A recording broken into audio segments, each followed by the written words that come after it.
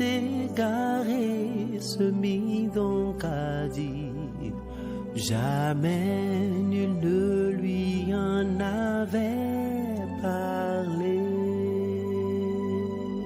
Apostolat Time, c'est une émission de Homocele Voice consacrée au ministère de la foi. Apostolat Time, c'est la parole de Dieu par un oint de Dieu pour le peuple de Dieu. Bien-aimés en Christ, amis téléspectateurs de Homocele Voice, nous voici encore devant vous aujourd'hui pour déceler le thème de la semaine intitulé « S'appuyer sur les miracles pour continuer de croire est une marque d'une foi imparfaite ». S'appuyer sur des miracles pour continuer de croire est une marque d'une foi imparfaite. Alors, nous allons implorer le Seigneur afin de demander son assistance. Jéhovah, Jésus-Christ, Saint-Michel, ô Dieu Tout-Puissant, descends, dispose-nous à pouvoir annoncer ta parole. Au nom puissant de Jésus-Christ. Amen, amen, amen. Au nom de notre Seigneur Jésus-Christ. Bien-aimés en Christ, nous voilà devant vous aujourd'hui pour déceler le thème de la semaine intitulé « S'appuyer sur les miracles pour continuer de croire est la marque d'une foi imparfaite ». Alors, mes bien-aimés en Christ, c'est quoi un miracle? Un miracle est un fait extraordinaire où l'on croit reconnaître l'intervention divine. C'est un fait, un résultat extraordinaire qui suscite l'entendement, qui suscite l'admiration, qui suscite bien sûr l'admiration. Alors, croire, la croyance, croire, c'est quoi? C'est être persuadé, être convaincu, vous voyez? Donner une adhésion de principe. Alors, c'est quoi la foi? La foi est une attitude à l'égard de Dieu, un sentiment d'espérance et d'assurance. Hébreux chapitre 11, verset 1er. Hébreux chapitre 11, verset 1er. Or, la foi est une faible assurance des choses qu'on espère. Une démonstration de celles qu'on ne voit pas. La foi est une faible assurance des choses qu'on espère, une démonstration de celles qu'on ne voit pas. Alors, le thème dit s'appuyer sur les miracles pour continuer de croire est la marque d'une foi imparfaite. Alors, une foi est dite imparfaite lorsqu'elle n'est pas achevée. Une foi inachevée, une foi incomplète. Alors, bien-aimés en Christ, ça nous rappelle l'histoire des enfants d'Israël. Le fait de se baser, le fait de s'appuyer sur des miracles continuels pour dire sans les miracles, je ne vais pas croire. Oui, ça nous rappelle l'histoire des enfants d'Israël. Puisque les enfants d'Israël ont appelé le secours de Dieu. Dans les autres 3:7, ils ont appelé le secours parce qu'ils savent que Dieu peut les sauver. Alléluia. C'est de ça qu'il s'agit. Ils savent que Dieu peut les sauver. Donc ils ont appelé le secours de Dieu. Exode chapitre 3, verset 9. Voici. Les cris des enfants d'Israël sont venus jusqu'à moi. Et j'ai vu l'oppression que leur font souffrir les Égyptiens. Alors, ils ont appelé le secours de Dieu et Dieu a écouté leur prière. Et Dieu leur a envoyé un libérateur, Moïse. Alors, Dieu a fait des miracles et des prodiges pour pouvoir faire sortir les enfants d'Israël. Nous avons parlé des 10 plaies en Égypte.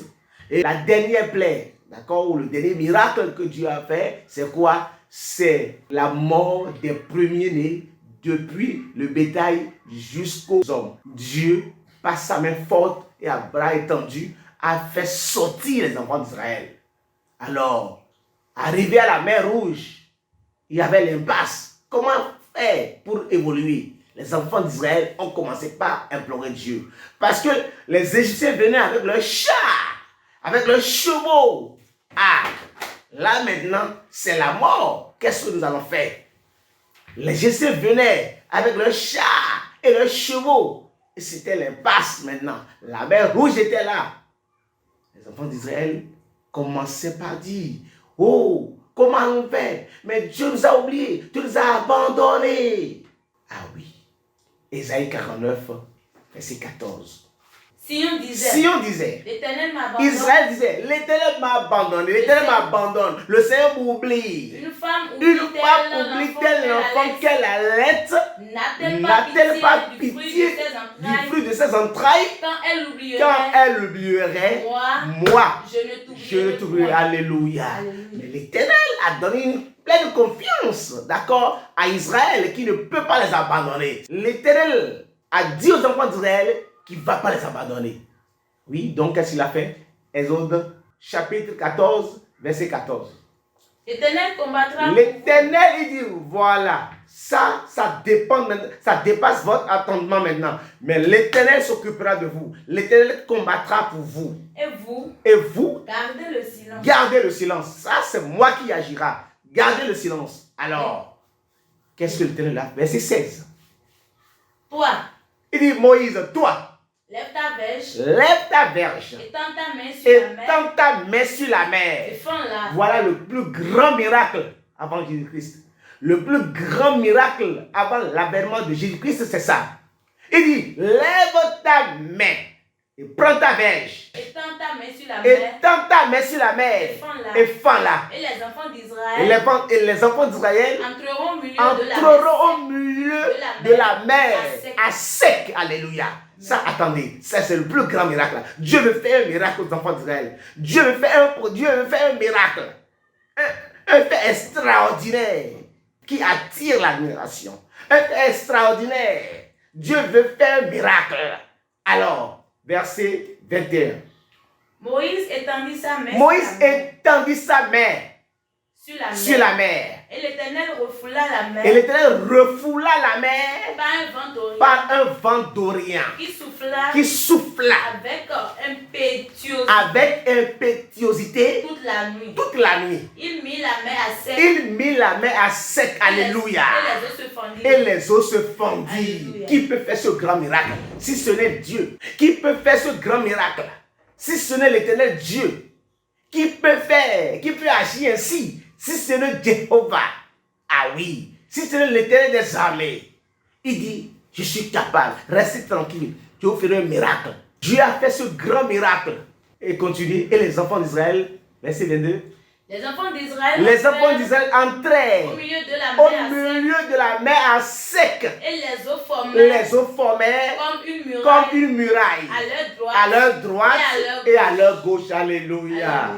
Ah oui. Dieu est venu à leur secours.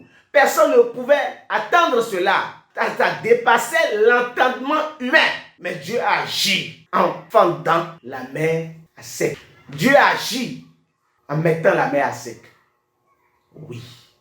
Après ça, les enfants d'Israël ont commencé par louer, chanter à Dieu. Ils ont célébré Dieu. Ils ont reconnu. Là, maintenant, ils ont cru en Dieu. Là, la croyance est là. Il faut maintenant la foi. Ce miracle suffisait pour les enfants d'Israël, pour qu'ils croient définitivement en leur Dieu, le grand sauveur, le Dieu éternel des armées. Ce miracle, ce grand miracle, suffisait aux enfants d'Israël pour avoir une foi ferme en leur Dieu. Parce que Dieu a fait ce miracle-là pour que les enfants d'Israël crurent en lui. Exode chapitre 15, verset 1er. Alors Moïse et les enfants d'Israël chantèrent ce cantique à l'Éternel. Ils dirent, je chanterai à l'Éternel, car il a fait éclater sa gloire. Il a précipité dans la mer le cheval et son cavalier. L'Éternel est ma force, le sujet de mes louanges. C'est lui qui m'a sauvé. Il est, alléluia, merci. Il est mon Dieu. Alors, ils ont cru en Dieu. C'est tout. Ça, c'est la première étape. La croyance. Croire en Dieu. Croire que c'est lui. Ils ont cru. Après ça, on n'a plus besoin d'attendre au miracle. C'est la foi qui intervient maintenant. La ferme assurance des choses. Est-ce que vous comprenez?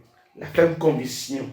La ferme assurance des choses. La confiance en l'Éternel. C'est tout. Alors, qu'est-ce qui s'est passé tout de suite? Après, Exode, chapitre 13, versets 2 à 3. Et toute l'assemblée des enfants d'Israël murmura dans le désert. Contre Moïse et Aaron. Tout c'était contre Moïse et Aaron. Les enfants d'Israël leur Et les enfants d'Israël leur disent que ne sommes-nous morts que ne sommes-nous morts par la main de par l'Éternel la main de l'Éternel dans le pays d'Égypte. dans le pays d'Égypte Quand nous étions assis quand près des nous pots étions de viande, assis près des pots de viande. quand nous mangions du Nous pain mangeons du pain à à satiété. car Car vous nous avez menés dans vous ce désert nous amenez dans ce désert pour faire mourir de fait toute cette multitude. Verset 7. Et au matin, Vous verrez la gloire de vous l'Éternel verrez la gloire de l'Éternel. parce qu'il a entendu Parce vos que murmures Dieu a entendu vos murmures contre l'Éternel. Car Que sommes-nous que sommes-nous pour que vous murmuriez pour que vous contre nous? murmuriez contre nous? Moïse dit, Moïse dit, l'Éternel vous donnera ce soir l'Éternel vous donnera ce soir de la viande à manger de la viande à manger et au matin du et pain au à matin satiété. du pain à satiété. Verset 12 à 13. Verset 12 à 13. J'ai entendu les murmures. J'ai entendu qui? L'Éternel a entendu de nouveau les murmures des enfants d'Israël. Dis-leur. Entre les deux soirs, vous mangerez de la viande. Et au matin, vous rassasierez de pain. Et vous saurez que je suis l'Éternel. Mais combien de fois ils vont savoir que l'Éternel est leur Dieu? Eux-mêmes, ils ont crié tout à l'heure, non? Donc, combien de fois l'Éternel va montrer qu'il est leur Dieu? Combien de fois eux-mêmes vont savoir qu'il est leur Dieu? Ils l'ont loué tout à l'heure. Oh, tu es mon Dieu, il m'a le sauveur, le sauveur. Maintenant, Dieu dit, je vais vous montrer encore, je suis votre Dieu. Ok, c'est pas grave. Vous voyez? Donc, ce peuple, celui-là, on dit, à s'appuyer sur des miracles pour croire, pour continuer de croire. C'est une marque de foi imparfaite. La foi qui est incomplète, inachevée. Donc, Dieu a sauvé les enfants d'Israël, mais pourtant, ils n'ont pas encore compris qu'il est leur Dieu. Ou qu'il est le pourvoyeur, qu'il peut tout donner. Celui qui a séparé la mer en deux, vous donnez de la nourriture à manger, c'est un problème. Ce n'est pas un problème. Mais pourtant, il les a écoutés. Alors, évoluez dans Exode 17, verset 3. Le peuple était là. Ouais, à nouveau, maintenant, le peuple, oui, se rassemble là. Pressé par la soif. Ah, ils ont mangé tout à l'heure de la viande, hein, du pain, de la viande, le matin, le soir. Maintenant, ils ont la soif. Ils veulent boire encore de l'eau. Mais boire encore de l'eau, est-ce qu'il faut murmurer encore? Il faut que Dieu produise encore d'autres miracles extraordinaires afin de savoir qu'il est Dieu. Allez-y. Il murmurait contre Moïse. Il disait, pourquoi nous as-tu fait monter hors d'Égypte? Ils ont oublié déjà la souffrance. Ils ont oublié les travaux forcés. Ils ont oublié le joug de Pharaon. Ok. Ils ont oublié encore le miracle extraordinaire. Ils ont oublié cela. Allez-y. Pour me faire mourir de soif. Ah, ils ont déjà commencé par murmurer comme Moïse vous dit. Oui. Pourquoi nous as-tu fait monter hors d'Égypte? Nous as-tu fait monter hors d'Égypte? Pour me faire mourir de soif. Pour nous faire mourir de soif. Avec mes enfants. Nous, avec les enfants. Et mes troupeaux. Oui. Moïse cria à l'Éternel. En disant. Que ferai-je à ce peuple? Que ferai-je à ce peuple? Encore un peu. Et ils me lapideront. Ils n'ont pas cru. Mais il y a longtemps, ils devaient croire que tu es le Dieu, le pourvoyeur. Psaume chapitre 37, verset 5. Qu'est-ce que l'Éternel nous a dit là?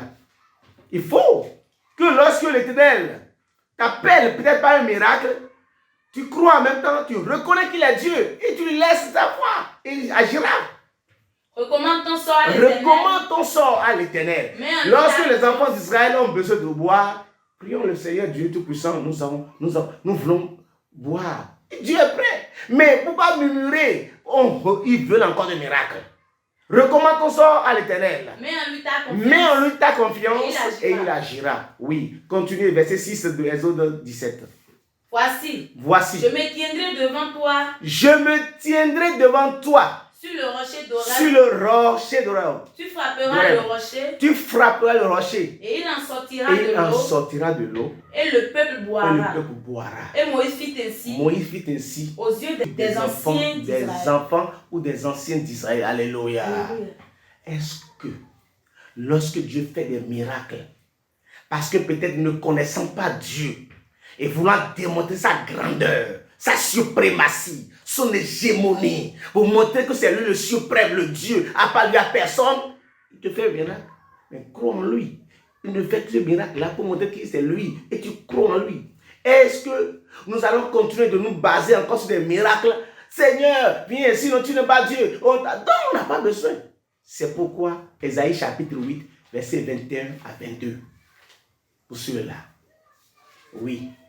Il sera errant. Ah, tu seras errant si tu ne crois pas en Dieu. Dans le pays. Accablé et affamé. Accablé et affamé. Et quand il aura faim, il s'irritera. Il s'irritera. Maudira son roi. Il s'irritera et maudira son roi. Parce qu'il n'a pas cru en Dieu. Voilà. Il maudira son Dieu. Il tournera les yeux en haut. Il tournera les yeux en haut. Puis il regardera vers la terre. Il regardera vers la terre parce que lui, il n'espère que dans les miracles. Il n'espère que dans les miracles. Quand il n'y a pas de miracle, il n'y a pas de Dieu. Ce n'est pas de ça qu'il s'agit. Merci. Celui-là qui a la croyance en Dieu, qui croit en Dieu, doit persévérer dans la foi. Qu'est-ce que Jésus-Christ a dit dans Marc 16, verset 15? Marc chapitre 16, verset 15. Écoutons. Puis il leur dit, allez partout, le monde, et prêchez la bonne nouvelle, à toute la création. Celui qui croira, qui sera baptisé, sera sauvé. Cela veut dire que celui qui ne croira pas sera condamné. Donc, quand on prêche la parole, la bonne nouvelle, il faut croire. Donc la croyance vient avant la foi. On croit d'abord et puis la foi vient. Et quand tu crois, il faut que tu aies la foi. C'est pourquoi le terme nous précise que s'appuyer sur des miracles pour continuer de croire est une marque d'une foi imparfaite. Ça voudra dire, s'attendre à des miracles pour croire ou pour être persuadé en Dieu est une marque d'une foi imparfaite. Ça veut dire une foi inachevée, une foi incomplète, mon bien-aimé en Christ. Qu'est-ce que Jésus dit? Il faut que nous cadrons les choses. Jean 4, verset 48. Jésus lui dit, si vous ne voyez des miracles, et des prodiges, vous ne croirez point. Cela veut dire que les miracles et les prodiges précèdent la croyance. Ah oui, c'est ça. Les miracles et les prodiges précèdent la croyance. C'est ça qui nous amène à croire. Et quand on croit, on a la foi. Et la foi est une ferme assurance des choses qu'on espère. On espère maintenant que nous sommes en Dieu et Dieu peut. Il peut nous délivrer. Qui a dit ça? Il peut nous délivrer. Ça c'est Shadrach, Meshach, Abednego. Il dit Dieu peut nous délivrer de la fournaise. Il peut le faire. Daniel 3,16. Dieu peut nous délivrer. Donc c'est la foi. Nous devons être persuadés qu'il va le faire. Il doit le faire. Donc la foi, c'est une attitude envers notre Dieu. Et c'est un sentiment d'espérance et d'assurance. Nous avons l'assurance qu'il va le faire. Mais bien aimé en Christ, si nous prenons l'exemple de Pierre, par exemple. Pierre. Lorsque Pierre, pour que Jésus-Christ appelle Pierre, ce n'est pas un miracle. Dieu fait cela pour montrer qu'il est Dieu, c'est tout. Mais pourquoi tu veux attendre des miracles toujours? C'est ça on nous refuse. Luc chapitre 5, 4 à 5. Lorsqu'il eut cessé de parler, il dit à Simon, avance en pleine eau. Dieu, Jésus-Christ devait faire un miracle. C'est ça en réalité. Quand Dieu veut t'appeler, il te fait un miracle. Tu étais peut-être dans des problèmes. On veut t'emprisonner. Dieu dit non, viens à moi. On prie Jéhovah, descend. Et puis le problème s'efface. D'accord? C'était la mort. Tu étais dans le coma. Mais Dieu a prié, on a prié pour toi, Dieu t'a appelé. Oui, il fait ça. C'était presque dans l'accident. Ça dit, peu fallait que tu as fait l'accident. Tu as dit, Seigneur, ouh. Oui, c'est en ce moment tu le connais. Effectivement, c'est pas grave. Il te sauve.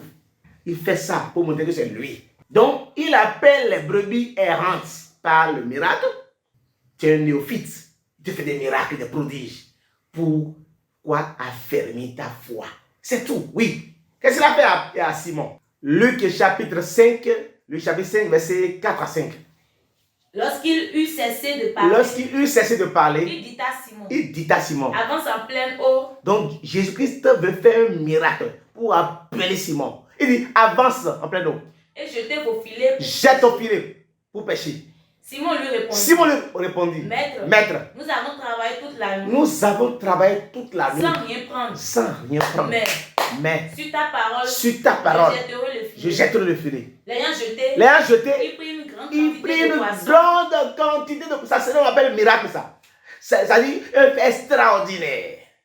Ouais, donc il prit une grande quantité de poissons. Et le filet se rompait. Ils firent signe à leurs compagnons qui étaient dans l'autre barque de venir les aider. Donc c'est de la même manière, quand Jésus veut t'appeler, il te fait des miracles extraordinaires. Regardez, devant un grand titan, un grand camion, devant un grand truc là, il fallait que tu allais faire l'accident. On te sauve, alléluia, Dieu m'a sauvé.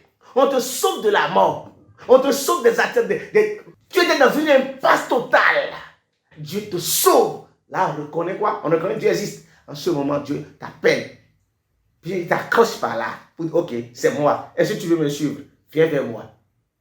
C'est ça en réalité. Mais est-ce que nous allons nous adosser? Qu'est-ce que Jésus-Christ a dit à Pierre, verset 10? Il en était de même de Jacques et de Jean, fils de Zébédée, les associés de Simon. Alors Jésus dit à Simon, ne crains point. Désormais, tu seras pêcheur d'hommes. C'est comme ça qu'il l'appelait. Ne crains point, il sera pêcheur d'hommes. Il l'appelait. Mais depuis que Jésus a appelé Pierre, Pierre n'a plus jamais réclamé des miracles. Pierre n'a plus jamais réclamé des miracles en sa faveur. C'est de ça qu'il s'agit. C'est de ça le terme en parle.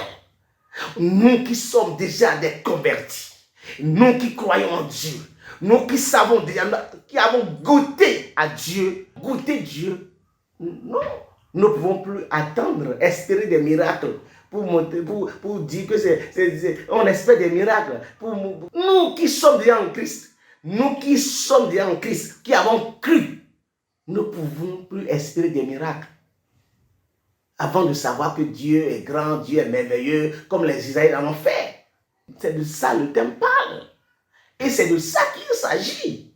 Bien-aimé en Christ, toi chrétien céleste, toi qui es déjà dans la barque, dans la dernière barque, tu étais presque mort, tu étais dans des crises, tu étais dans les impasses, dans des situations difficiles, c'est la prison qui t'attendait, c'est des problèmes par-ci par-là, tu étais infertile, tu étais inféconde, tu n'avais pas de mari, tu n'avais pas de femme. Mais Dieu t'a montré, Dieu t'a démontré, Dieu t'a fait un miracle pour t'appeler. Tu dis, oh, Dieu est bon, je me convertis. On t'a baptisé. Tu es aujourd'hui dans l'église céleste. Tu es chrétien de tout bord. Mais est-ce que tu vas attendre encore d'autres miracles? Et la foi, après la croyance, c'est la foi qui vient. Et tu as la foi, tu pries avec une foi, Dieu va t'exaucer. Peut-être en te faisant des miracles. Mais il ne faut pas que toi-même, tu t'adosses des miracles pour croire. Non, tu crois d'abord et Dieu agit.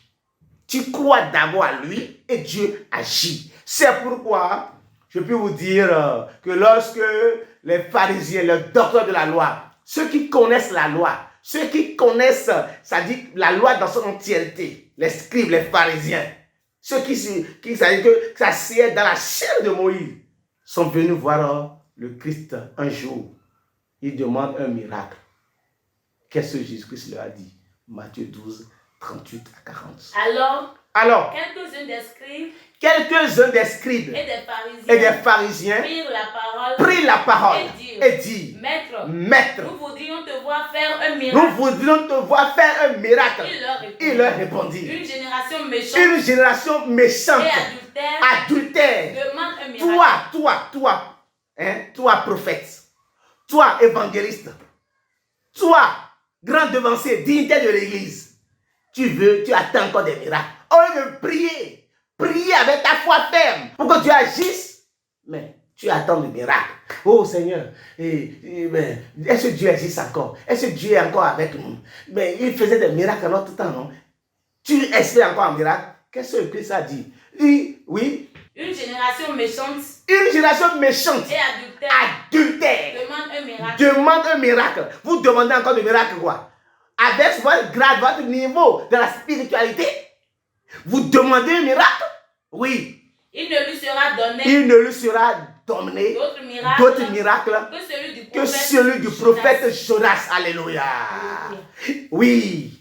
Car de même que Jonas fit 3 jours. De même que Jonas fit 3 jours et 3 nuits dans le ventre d'un grand poisson, de même le Fils de l'homme sera 3 jours et 3 nuits dans le sein de la terre. Alléluia. Cela me dit quoi? Jésus leur dit simplement qu'ils n'auront plus de miracles, que c'est juste après sa mort, lorsqu'il va mourir là, qu'ils vont constater le dernier miracle, qui est la résurrection de Jésus-Christ. Alléluia. Toi qui es dans l'église et tu attends de miracles, toi qui es dans l'église céleste, un devancier, tu es un grand devancier, tu es un chrétien qui a déjà à la foi, toi, un grand devancier, maman d'église, hein? Mais tu attends miracle, Dieu fais-moi. Non! Prie avec ta foi. C'est la foi qui va sauver. C'est ta foi qui veut te sauver. Parce que déjà tu as cru en quelqu'un qui est ton Dieu. Il dit qu'il ne peut jamais t'abandonner. Si c'est comme ça, crois en lui et prie avec ta foi. Qu'est-ce que la Bible a déclaré? Lorsque Dieu a dit à Abraham, pas d'ici, il a cru. Lorsque Dieu a dit à Abel, faites-moi une offrande, la Bible déclare que c'est la foi d'Abel qui l'a sauvé. Hébreux 11, verset 3. C'est pas la foi. C'est pas la foi. Que nous reconnaissons que le monde a été formé par la parole de Dieu. En sorte que ce qu'on voit n'a pas été fait de choses visibles. Oui, allez-y. C'est pas la foi qu'Abel offrit à Dieu un sacrifice plus excellent que celui de Caïn. Donc Dieu demande ta foi. Désormais, que ta foi soit complète. Et utilise ta foi désormais. Oui. C'est pas elle. Qui fut déclarée juste. Oui, c'est comme ça, merci. Donc c'est quand vous faites preuve de votre foi que Dieu agit maintenant pour faire des miracles pour vous. Quand on prend l'exemple d'Abraham, Dieu lui a dit, prends Isaac, ton fils unique, pour m'offrir en sacrifice. Abraham, par sa foi, a pris son enfant, a tassé des bois sur sa tête pour dire, allons au sacrifice. Quand l'enfant lui demandait, où est le mouton? Où est l'agneau? Mais il dit oui, il a la foi. Il sait que Dieu va dire, je le ferai. Genèse chapitre 22, verset 7. Abraham répondit. Mon fils. Dieu se pourra lui-même. De l'agneau. Ça c'est la foi, alléluia. Ça c'est une foi ça. Je prie pour toi, pour que tu aies cette foi-là. Puisque tu es déjà chrétien, tu es déjà dans la barque. Il ne faut plus attendre des miracles avant de la foi. Non. Quand tu as la foi, des miracles jaillissent. Ça jaillit, ça jaillit, ça jaillit. Je dis ça jaillit dans ta vie. Dis Amen. Amen. Allez-y, oui. Dieu se pourra lui-même de l'agneau pour l'holocauste. Et ils marchaient, c'est bon. Et lorsque le moment vient, qu'est-ce que Dieu lui a donné quoi? Il lui a donné un agneau à la place de l'enfant, d'où il appela Jéhovah Jireh. Mon frère, ma soeur, toi qui m'écoutes en ce moment, le miracle existe. Mais je peux te faire la part des choses. Les brebis errantes, ceux qui sont perdus, Dieu les appelle par des miracles. Et quand ils acceptent l'appel, ils croient. Ils se convertissent. Ils ont la foi en ce moment. Quand ils prient avec une foi ferme, Dieu peut faire des miracles. Mais il ne s'adosse plus sur des miracles avant de croire que le nom de Dieu soit loué. Amen. Au nom puissant de Jésus-Christ. Jéhovah, Jésus-Christ, Saint-Michel, Dieu Tout-Puissant. Nous venons d'écouter ta parole, Seigneur Dieu Tout-Puissant. Grave-la dans nos tableaux de cœur. Amen. Apprends-nous à mettre en pratique ta parole, à avoir la foi en toi, afin que des miracles jaillissent dans nos vies. Amen. Au nom puissant de Jésus-Christ. Amen. Amen. Amen. Au nom de notre Seigneur Jésus-Christ. Alléluia. Le fils égaré se mit donc à dire, jamais nul ne lui en avait parlé. Apostolat Time, c'est une émission de Homoselect Voice consacrée au ministère de la foi. Apostolat Time, c'est la parole de Dieu par un oint de Dieu pour le peuple de Dieu.